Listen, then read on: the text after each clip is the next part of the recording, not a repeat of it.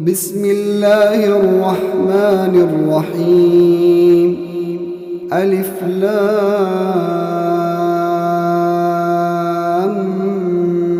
ميم. تنزيل الكتاب لا ريب فيه من رب العالمين. أم يقولون افتراه بل هو الحق من ربك لتنذر قوما ما أتاهم من نذير من قبلك لعلهم يهتدون. الله الذي خلق السماوات والأرض وما بينهما في 6 أيام ثم استوى على العرش. ما لكم من دونه من ولي ولا شفيع أفلا تتذكرون. يدبر الأمر من السماء إلى الأرض ثم يعرج إليه في يوم كان مقداره 1000 سنة مما تعدون. ذلك عالم الغيب والشهادة العزيز الرحيم. الذي أحسن كل شيء خلقه وبدأ خلق الإنسان من طين ثم جعل نسله من سلالة من ماء مهين ثم سواه ونفخ فيه من روحه وجعل لكم السمع والأبصار والأفئدة قليلا ما تشكرون. وقالوا أإذا ضللنا في الأرض أإنا لفي خلق جديد بل هم بلقاء ربهم كافرون. قل يتوفاكم ملك الموت الذي وكل بكم ثم إلى ربكم ترجعون. ولو ترى إذ المجرمون ناكسوا رؤوسهم عند ربهم ربنا أبصرنا وسمعنا فارجعنا نعمل صالحا إنا موقنون.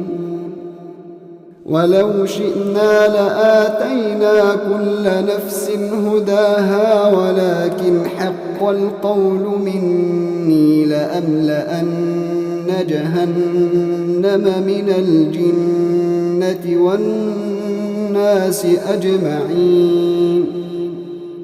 فذوقوا بما نسيتم لقاء يومكم هذا إنا نسيناكم وذوقوا عذاب الخلد بما كنتم تعملون. إنما يؤمن بآياتنا الذين إذا ذكروا بها خروا سجدا وسبحوا بحمد ربهم وهم لا يستكبرون.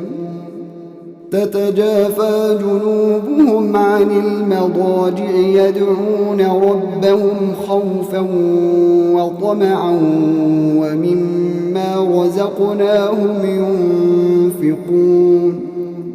فلا تعلم نفس ما أخفي لهم من قرة أعين جزاء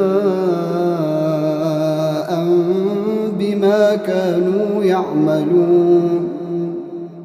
أفمن كان مؤمنا كمن كان فاسقا لا يستوون أما الذين آمنوا وعملوا الصالحات فلهم جنات المأوى نزلا بما كانوا يعملون وأما الذين فسقوا فمأواهم النار كلما أرادوا